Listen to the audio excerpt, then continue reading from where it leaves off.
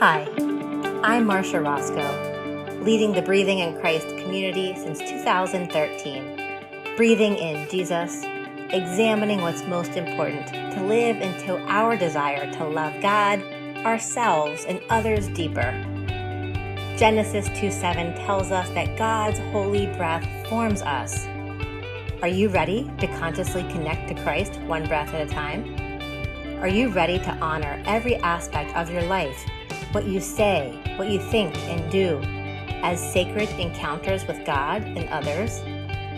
Breathing in Christ discovers the life God intends and is here to help you align your habits and your behaviors with God's love. Because after all, how we live is how we love. Again, this is Marsha Roscoe, and welcome to the Breathing in Christ community. One body. This is what we get. And we know this, and yet how often do we actually show up and pay attention to what our bodies need most and what our bodies are telling us? In today's podcast, we are going to explore this idea of wellness. Breathing in Christ is committed in 2023 to be paying attention to all areas of our wellness. And in a recent blog, I shared that wellness is a modern word that actually holds ancient roots in both preventive and holistic medicine. And it traces back to ancient civilizations from the East to the West. Wellness is personal, and there are communal realities and implications. Individually, we are all on these continuously evolving journeys, yet we go through life, of course, not alone, but in relationship with others. And the relationships around us significantly influence our personal wellness, but more to come on that in a later podcast. Today, we're talking about our personal wellness. And when we talk about wellness, let's not get confused with health. Most people often confuse the two. There's a difference. The Global Wellness Institute, did you even know that there was one? There's a Global Wellness Institute. You can check them out at globalwellnessinstitute.org. They define wellness as the active pursuit of activities, choices, and lifestyles that lead to a state of holistic health, well-rounded health. So wellness is our personal stake in the game. Wellness is our contributions towards our overall health. Wellness is the opposite of passive. It is our personal taking responsibility for our choices, our behaviors, and our lifestyles that lead us toward optimal health and well-being. One of the things I've learned recently from the Global Wellness Institute is that there is a wellness continuum, and that wellness continuum differs from a medical paradigm. So traditional medicine focuses on feeling better, treating and curing illness, corrective actions, clinical assessments, and diagnoses. In other words, traditional medicine often seeks the much needed intervention that we need in order to respond to urgent problems or issues. I mean, take, for example, when you have a cold or an infection, a fever, there's incredible pain. We absolutely need traditional medicine to help us triage and diagnose what is going on in the moment. So clearly there's a need for traditional medicine. Anything that I share in this podcast is not to negate the need for traditional medicine. But the wellness paradigm is different. The wellness paradigm alternatively emphasizes thriving, maintaining, and improving our health. It's more preventive and holistic as we take individual responsibility, integrating all aspects of our being into the wholeness of life.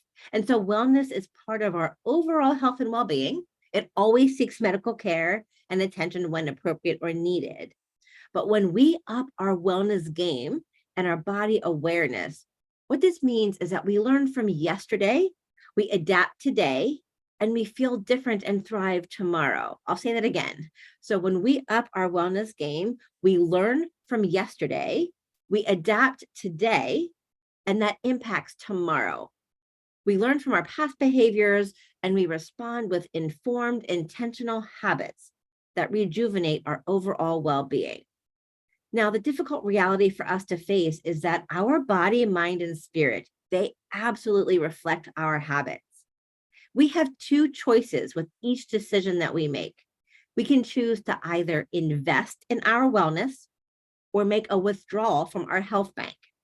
And believe it or not, you do not need to be a health practitioner to know the difference.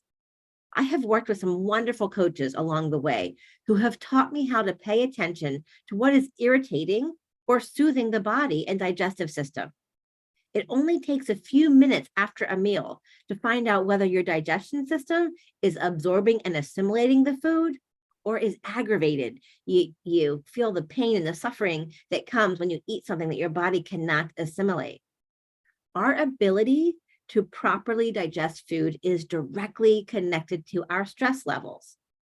The hard truth is that negligent choices, by ignoring our senses, by having a lack of movement, eating mindlessly, all of these create chaos and stress. And our gut health is often the first in line to pay the price. And as you well know, stress does not create wellness. Instead, poor wellness choices lead to bloating, to constipation, and over or underactive bowels. And when we do not self-correct, the dis-ease that we feel can lead to disease. There is some excellent news to share, though. Our bodies were divinely designed and made to heal. And our brains were made to learn and to grow from our choices.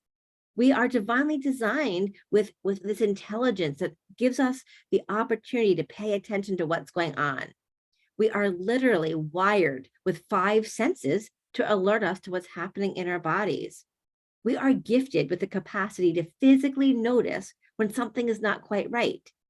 If we show up early and often and notice what's happening, we have even more opportunity to positively contribute to our health, and thus requiring less traditional medical intervention. So we might think that small habits are insignificant or small choices, but the opposite is true. Micro changes, one at a time, have a compounding consequential effect on our life. And living well is absolutely multidimensional because it includes looking at the physical, the intellectual, the emotional, spiritual, financial, and environmental aspects of our well-being. And so this year, we're going to pay attention to all of them. But today, we want to take a look at just the physical part of our reality. Pick one just for today. Pick one part of your body and just stop for a moment. You can even pause this podcast and pay attention to what is going on in your body. Do a quick body scan. This is a great place to start. Maybe you want to go grab a piece of paper and sketch a person out on the paper. Think gingerbread man or woman, a drawing, nothing artistic, just something really simple. And perhaps draw 2 of them for the front and the back. And place an X to mark any area of your body right now that is drawing your attention. Are there muscle aches and pains? Are there areas that feel tight and constricted? Can you think of just one way to bring a bit more wellness to that part of your body? If muscles are tight, perhaps grab a little bit of lotion or oil and give a gentle rub or put a warm compress on the muscle. This might give way to more breathing room in that area of your body. If your chest feels tight and your breathing is shallow, can you slow your breathing down just a bit and see if you can make more space in your diaphragm and lungs? If your feet are killing you, grab some Epsom salt and soak them in warm water for 20 minutes a day to help reduce inflammation. Whatever it is, what one part of your body could use a little extra TLC? What is one choice that you can make to pay attention to the pain and what your body is telling you? If you are blessed to be completely pain-free today, consider exploring your emotions. How are you feeling? Where are the places in your life that you want to lift up in gratitude? Or where might you need God's love and God's light to break in? Whatever it is today, whatever it is every day, and ideally regularly throughout the day, stop and notice what is going on and consider how the choices that you make contribute to or pull from your overall wellness. In the 6th chapter of John's Gospel, Jesus says to them, "I am the bread of life. Whoever comes to me will never be hungry, and whoever believes in me will never be thirsty. When we stop to take personal assessment of what we are feasting on, is our food merely providing filler, or is it truly fuel for our journey? We can better understand how our micro choices have huge effects on our overall wellness. And then we're more likely to make the better decision the next time. So here is my invitation to you. Take the next 2 weeks and do a daily check-in with any aspect of your well-being that you choose. Jot down what you find. Notice if there are repeating issues that need your attention. And if you are able, make a few choices to address these concerns. If you're not sure how, consult a friend who is passionate about their own health and well-being, or contact a practitioner that you trust. Whichever route you go, commit to not letting whatever you notice that is wrong, to not let it go. Deal with it. Make the choice to show up to your wellness every day, one small choice at a time. What I do know is that making changes to our habits is not easy. This is why our next podcast in just a few weeks, we will explore habit formation and habit evolution. You can also follow Breathing in Christ on Facebook at facebook.com/breathing in Christ, where you receive content on mindfulness every Monday, wellness every Wednesday, and stillness every Saturday. Until next time, may you keep breathing in Christ and making one new choice each and every day to improve your wellness.